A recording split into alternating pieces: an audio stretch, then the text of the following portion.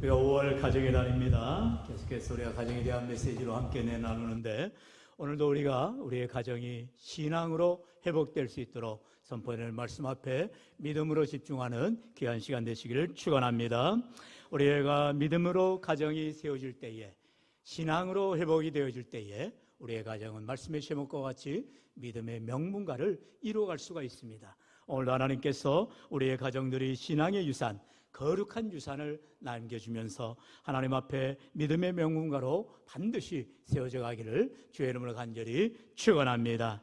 신앙 유산의 원리를 우리가 알아야 됩니다. 오늘 성경은 바로 이 바울을 통하여서 디모데 가정에 신앙의 유산이 흘러가고 있음을 오늘 본문을 통해서 말하고 있지요. 우리 디모데후서 1장 5절의 말씀 같이 읽어볼까요? 시작. 이는 내 속에 거짓이 없는 믿음이 있음을 생각함이라. 이 믿음은 먼저 내 외조모 로이스와 내 어머니 유니게 속에 있더니 내 속에도 있는 줄을 확신하노라. 아멘. 사도 바울은 자신의 영적 아들이 되는 이 디모데를 볼 때마다 늘 감탄하고 감동이 되었습니다. 왜냐하면 디모데가 항상 인격적으로나 신앙적으로나 항상 바람직하여 있기 때문이죠. 그리고 그 디모데의 모습을 볼 때마다 어머니의 모습이, 또한 할머니의 모습이 떠오르게 되었다는 것이죠. 그래서 오늘 성경은 바로 이 디모데가 얼마나 귀한 믿음을 가졌는지 말하고 있습니다. 특별히 외조모 로이스와 어머니 유니게 속에 있던 믿음, 그 믿음의 유산이 지금 디모데에게 흘러넘치고 있다는 것이죠. 왜 디모데뿐만 아니라 그의 어머니를, 그리고 그의 외할머니를 언급하면서 이름을 거론할까요? 그것은 바로 신앙의 유산이 이와 같이 중요하다는 것입니다. 그러면 이 신앙의 유산의 원리가 무엇이냐? 첫 번째로 바로 거짓이 없는 믿음이라는 것입니다. 어떠한 믿음을 가져야 되느냐? 바로 거짓이 없어야 된다는 거죠.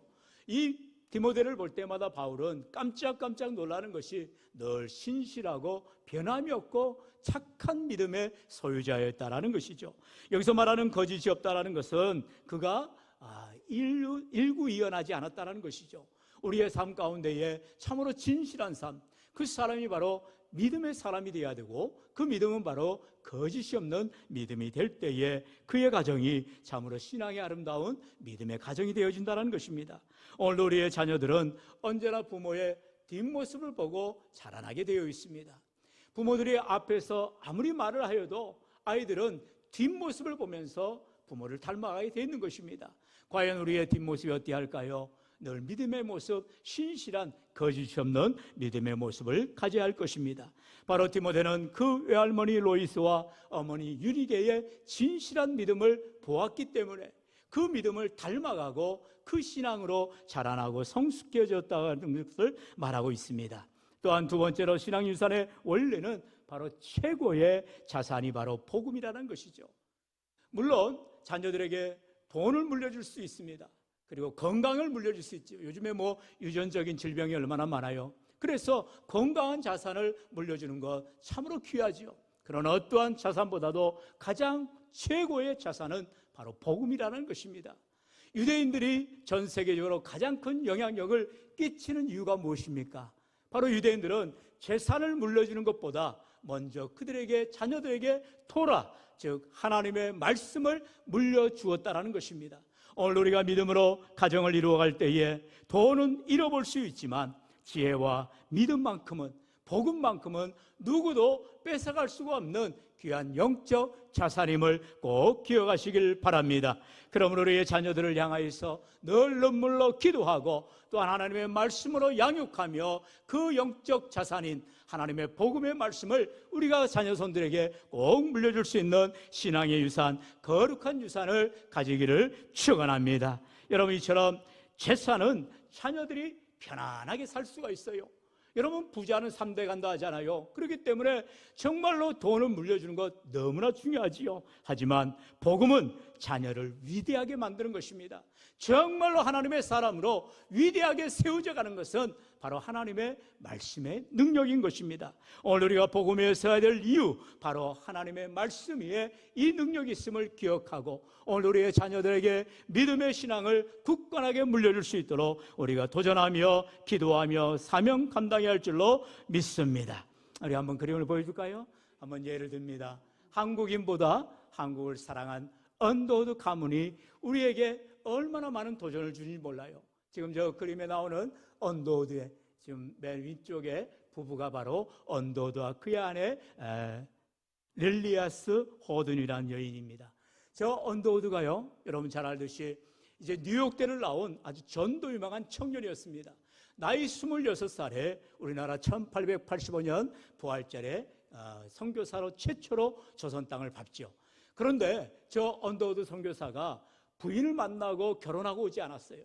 청년의 몸이었습니다. 26살 갓 대학을 졸업하고 이제 목회를 이제 신학을 공부하고 이제 선교사로 파송을 받아서 오게 되는데, 함께 제물포항에 도착한 아펜젤러 선교사는 부부입니다. 가정을 이뤘어요.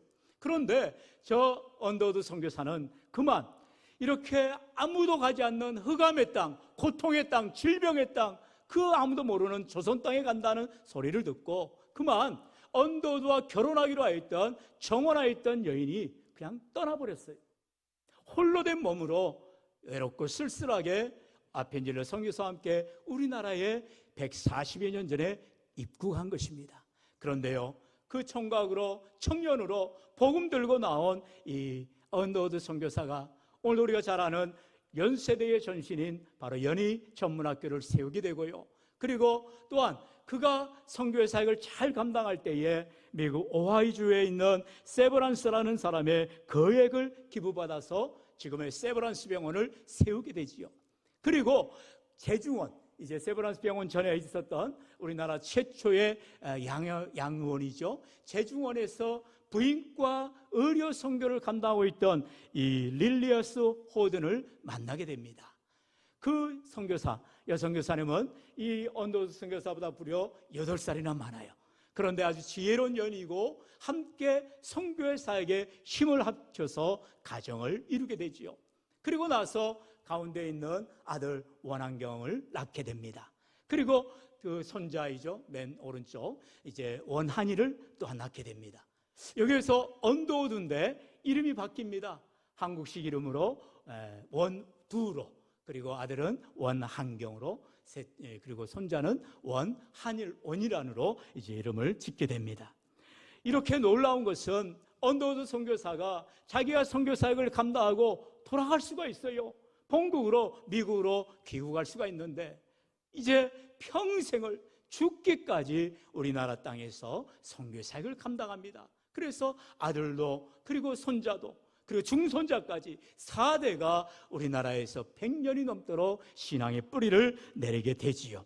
그런데 놀라운 것은 이제 6.25가 터지죠. 1950년 한국전쟁이 터졌을 때 많은 선교사들이 다 귀국을 합니다. 그런데 이 언더우드 선교사의 가문은 이제 귀국하지 않고 계속해서 전쟁에 참전까지 합니다. 심지어 저 원한이죠. 이제 손자되는 원인하는요, 한국전쟁 당시에 미군 해군 대위로 이제 참전을 하게 됩니다. 그리고 사진에 보면, 두 번째 사진이요. 저게 바로 이제 정전협정을 할 때인데요. 지금 저 북한군이죠. 북한군인들과 함께 지금 미군들이 정전협정을 할 때에 통역장교로 이제 가운데 있어요. 이 원이란 바로 언더우드 선교사의 손자가 저렇게 혁혁하게 우리나라를 위해서 애국하는 활동을 하였던 것입니다. 근데 이 원이란 박사가 자신이 비록 나는 겉사람은 미국 사람이지만 내 피는 한국인의 피다, 이렇게 말할 정도로 한국을 사랑하고 그가 2004년도에 이제 죽기까지 이 땅에서 사역을 잘 감당합니다. 그리고요, 여러분 참으로 놀라운 것은 이제 합정역에 가면 그곳에 양화지라는 곳이 있습니다. 그 양화진에 외국인 묘지가 있는데요, 거기에 바로 저 언더우드 일가의 묘역이 조성되어 있습니다. 언더우드 선교사님, 또 그 아들, 손자, 그리고 또한 증손자의 부인까지 이렇게 4대가 저 묘역에 안치되어 있는 것을 우리가 볼 수가 있습니다. 여러분, 얼마나 귀한 믿음의 가문입니까? 하나님께서 참으로 언더우드 선교사를 청년 때에 아무런 소망 없이 자기와 결혼하기로 했던 여인은 도망가 버렸지만 홀로 쓸쓸히 조선 땅에 와서 100여 년 전 이 땅 가운데 복음의 뿌리를 내리고 연세대를 세우고 세바나 수병을 세워가며 참으로 우리나라 마지막 구한말 때에 너무나도 힘들고 어려운 가난과 질병과 고통 가운데 있는 우리나라에 복음의 씨를 심었다는 것입니다.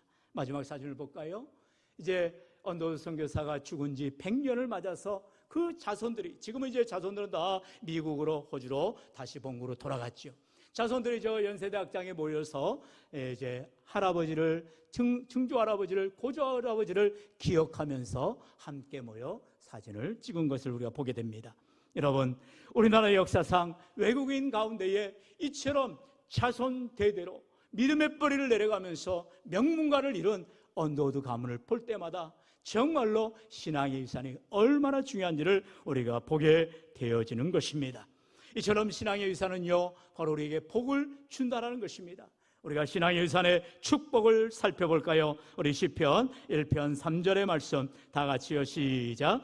그는 시냇가에 심은 나무가 철을 따라 열매를 맺으며 그 잎사이가 마르지 아니함 같으니 그가 하는 모든 일이 다 형통하리로다. 아멘. 바로 이 신앙 유산에는 3가지의 축복이 있음을 오늘 성경은 말씀하고 있습니다. 첫째로 시냇가에 심은 나무의 복을 말하고 있습니다. 여러분, 사막에 심겨진 나무, 예레미야 17장에 나오는 말씀처럼 그런 떨기나무와 같아서 이제 뿌리가 깊지 않기 때문에 또한 물을 얻을 수 없기 때문에 쩍쩍 갈라지고 자라날 수가 없고 열매를 맺을 수가 없지요. 그러나 시냇가에 심은 나무, 우리가 예수 그리스도의 뿌리를 내리고 복음 위에 뿌리를 내리고 믿음으로 자라난 시냇가에 심은 나무가 되어줄 때에 우리 하나님께서 우리를 복 주시고 은혜를 더하여 주신다는 것입니다. 오늘 우리 인생을 살아갈 때에 참으로 하나님이 주시는 놀라운 축복, 시냇가에 심은 나무와 같은 놀라운 신앙의 가문들이 되시기를 축원합니다. 두 번째로 신앙의 유산의 축복은요, 바로 철을 따라 열매를 맺는 복을 주신다는 것입니다. 아무리 시냇가에 심겨진 나무가 된다 할지라도 때때로 열매를 맺지 아니하면 그것은 복이 될 수가 없지요. 성경은 말합니다. 철을 따라 열매를 맺게 해주신다는 것입니다. 철을 따라 무엇이에요? 하나님의 때에 열매가 맺혀지게 된다는 것입니다. 내가 원한다고 하루아침에 열매를 맺는 것이 절대로 아닌 것이지요. 인내해야 됩니다. 기다려야 됩니다. 하나님의 때가 되면 철마다 열매 맺는 우리의 아름다운 가문들이 되어질 줄로 믿습니다. 지금 내 때에는 눈물로 기도할 것밖에 없고 내 자녀들을 위해서 간절히 간구할 것밖에 없을지라도 하나님께서 때가 되면 우리의 자녀손들을 통하여서 반드시 복되게 해주시고 은혜를 더하여 주실 줄로 믿습니다. 여러분, 언더우드를 아까 보셨잖아요. 28살 청년의 몸을 가지고 아무도 돌보지 않는 그 외롭고 쓸쓸한 선교사로 이 땅에 발을 디뎠지만 하나님께서 좋은 자매를 만나게 하시고 함께 선교사 가운데에 우리나라의 역사상 가장 위대한 외국인 믿음의 가문을 이루게 하시고 아들 때에 손자 때에 증손자까지 놀란 믿음의 가문을 이루어가는 것을 우리는 보게 되었습니다. 그리고 신앙의 유산의 마지막 3번째 축복은 바로 잎사귀가 마르지 않는 복이다, 성경이 말씀하고 있어요. 여러분, 신앙의 유산은요, 우리만 잘 되는, 내 가정만, 내 가문만 잘 되는 것이 결코 아니라는 것입니다. 하나님께서는요, 우리에게 열매를 맺게 할 뿐만 아니라 잎사귀를 통하여서, 다시 말하면 우리의 이웃에게도 그늘이 되도록 은혜를 부어 주신다는 것입니다. 이처럼 믿음의 명문가는 나만 잘 먹고 잘 사는 가문이 아니라 정말로 나를 통하여, 우리 가정을 통하여, 우리 가문을 통하여서 믿음의 덕이 넘쳐나는 그러한 은혜를 베풀어 주시겠다라고 말씀하고 있습니다. 이것은 바로 세상을 향한 선한 영향력을 말하는 거겠죠.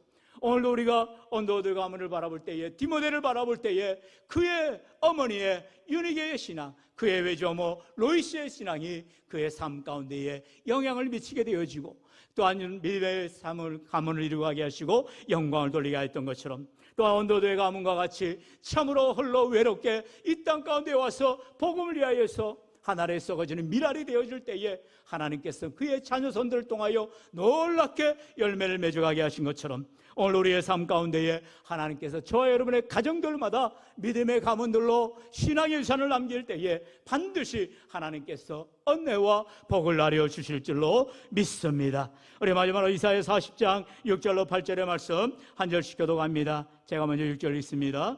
말하는 자의 소리여 이르되 외치라. 대답하되 내가 무엇이라 외치리까 하니 이르되 모든 육체는 풀이요 그의 모든 아름다움은 들의 꽃과 같으니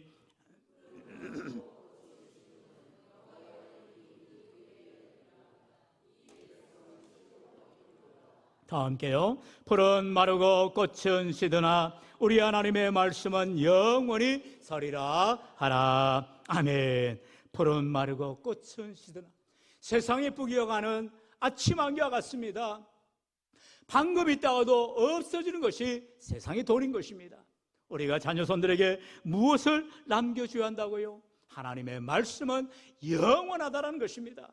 생명의 말씀을 자녀들에게 가르치고 양육하고 그 말씀대로 순종하며 살아갈 때에 때로는 아버지의 모습을 바랄 때에 답답해 보이고 너무나 정직하게 너무나 진실하게 너무나 순수하게 살아감으로 인하여서 때로는 남들에게 손해보고 남들에게 피해를 당할지라도 하나님께서는 그 가정을 복지게 하시고 은혜를 베풀어 주셔서 지금 당장 내게 손해가 되어지고 내게 어려움이 온다 할지라도 하나님이 함께 해주셔서 참으로 시냇가에 심은 나무와 같이 철을 따라 열매를 맺게 하여 주시고 또한 잎사귀가 마르지 않는 이웃을 향하여 선한 영향을 끼치는 복된 가정으로 삼아 주실 줄로 믿습니다. 오늘도 디모데처럼 언더우드처럼 우리가 하나님 앞에 믿음의 명문가를 세우겠노라.